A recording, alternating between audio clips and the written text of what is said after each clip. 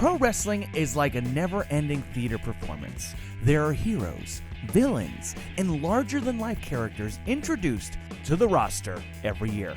While characters like The Undertaker, The Rock, and Hulk Hogan have grown to be massive successes, others were controversial and frankly highly offensive. See the wrestlers that pushed limits and broke all the boundaries of political correctness. The 10 most controversial wrestling gimmicks. Virgil. The $1 Million Man, Ted DiBiase, is a classic character that fit perfectly in the roaring 1980s of the WWE. His servant Virgil? Ugh, not so much. Virgil was the African-American servant that would do anything to help and serve his privileged white boss. The gimmick lasted for multiple years and was highly offensive to many wrestling fans for the clear racial undertones. Virgil eventually broke free from DiBiase, but he didn't last long as a singles competitor. Richard and Rod Johnson.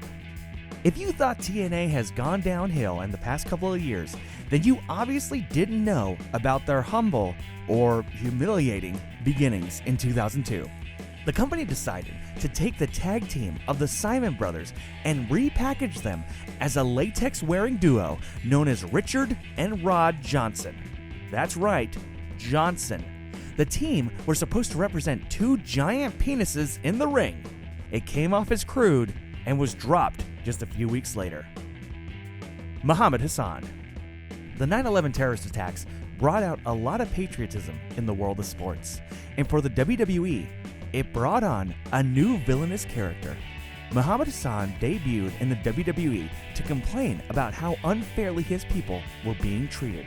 He then followed it up by executing attacks from masked men and participating in various terrorism-themed storylines. A real-life bombing in France instantly put an end to this gimmick, and the performer never returned to wrestling again. 7. Dustin Runnels brought a lot of controversy with his role of Goldust, but when he jumped ship to WCW, he may have been given an even more bizarre character in 7.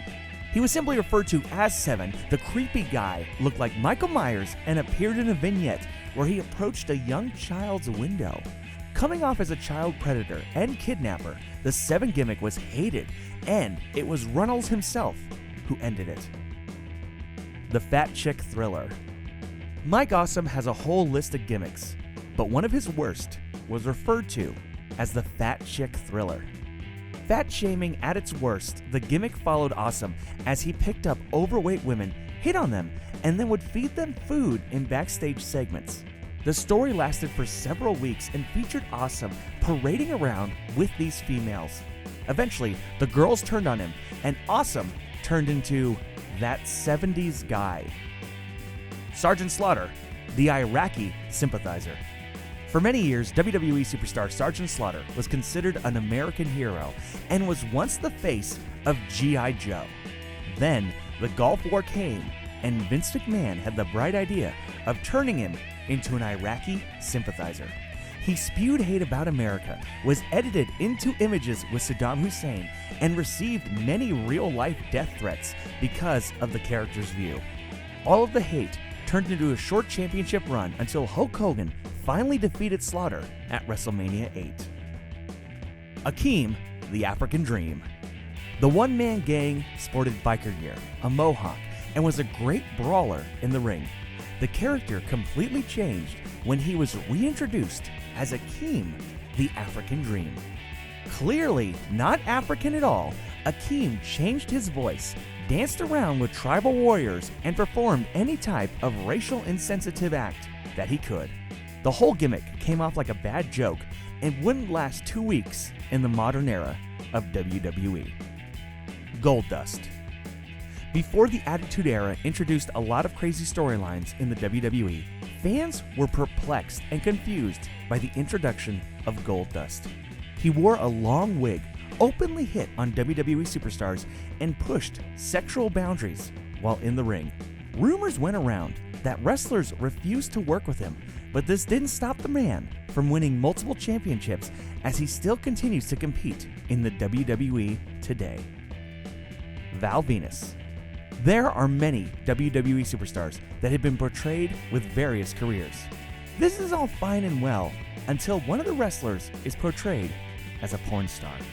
It wasn't enough that Val Venus was named for explicitly rhyming reasons, but there were several vignettes that showcased his skills as a porn star.